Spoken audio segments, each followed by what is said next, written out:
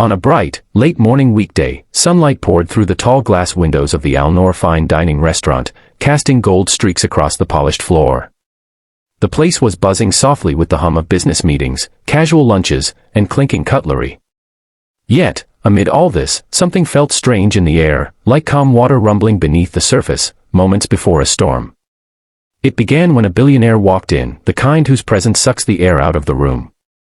His confidence, or perhaps arrogance, filled every corner before he even reached his table. But no one noticed the storm he would soon create, nor the quiet force that would silence it, a young waitress whose life had been anything but easy, and who carried more strength within her than anyone could guess from her tired eyes and modest uniform. Before the story unfolds, please remember to like, comment, share, and subscribe to the channel Kindness Thread if you believe in kindness, second chances, and the power of humility. Her name was Leila, a 22-year-old working long shifts to support her younger brother's college fees and her mother's medical treatments. The morning was warm, and as sunlight touched her face each time she walked past a window, she wished the warmth could melt away her anxieties.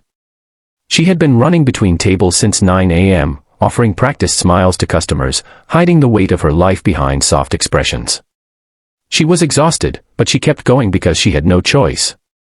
Life had pressed her into corners she hadn't asked for, yet she kept fighting silently, day after day. That day was supposed to be like any other, until the billionaire arrived. He entered wearing a pristine white thobe, a red and white keffiyeh draped neatly over his shoulders, and an expression that suggested he expected the world to adjust itself for him. He was surrounded by two assistants, both carrying documents, schedules, and phones that never stopped ringing. The billionaire spoke loudly in Arabic, making sharp gestures as though he was commanding attention. Even before he sat down, the restaurant manager intercepted him with nervous flattery, guiding him to a premium corner table by the window. The billionaire didn't acknowledge the manager, instead, he sat with a dismissive wave. People began to whisper, curious and intimidated at the same time. Leila was assigned to serve him. The manager insisted she give exceptional service because important people deserve important treatment. She nodded quietly, though something in her chest tightened. Not because of who the man was, but because she'd dealt with people like him before, people who believed money gave them higher value, people who didn't see waitstaff as humans. Still, she approached his table with the same calm professionalism she gave everyone else, holding her notepad close to her apron, hoping the encounter would be quick and uneventful. But it wasn't. From the moment she stepped toward him, he looked her up and down with narrowed eyes, then exchanged a mocking smirk with one of his assistants. They started speaking in Arabic, low at first, but loud enough that Leila could hear every word. They called her slow, uneducated, someone who probably didn't understand anything beyond carrying plates. They laughed about her posture, her tired face, even her shoes. The assistant tried to quiet the billionaire, but he only spoke louder, scoffing that people like her didn't matter and weren't worth respecting. Several nearby customers shifted uncomfortably, sensing something cruel happening but unsure whether they should intervene. Leila felt her heart throb painfully, as if each insult struck directly against her ribs. She clenched her fingers around the edge of her notepad, willing herself not to cry. She had dealt with rudeness before, but this was different. He wasn't just rude, he was ridiculing her for amusement. Yet she kept her chin steady. Her mother had always told her that dignity wasn't something people could take from you, it was something you surrendered. And she refused to surrender it. When she remained silent and composed, the billionaire grew even more irritated. He leaned back, pointed at her with an exaggerated laugh, and made another cruel remark in Arabic, certain she didn't understand a word. His assistants looked away, uncomfortable but unable to challenge him. The room had grown quieter, people pretending not to stare but unable to look away entirely. A heat flushed through Leila's body, not anger alone, but a culmination of fatigue, humiliation, and years of swallowed pain. Then something inside her shifted. She stepped slightly closer, took a calm breath, and gently placed the menu on his table. The sunlight from the window hit her from the side, illuminating her face in a soft glow. That was the moment she decided she wouldn't let herself be belittled today. She lifted her head and looked directly at him, her eyes steady, her voice firm yet respectful. And then, in flawless, articulate, and beautifully pronounced Arabic, she responded to every insult he had made about her. The billionaire froze. The smirk on his face evaporated. His eyes widened in complete shock, as if the ground beneath him had suddenly cracked open. The assistant stared too, stunned.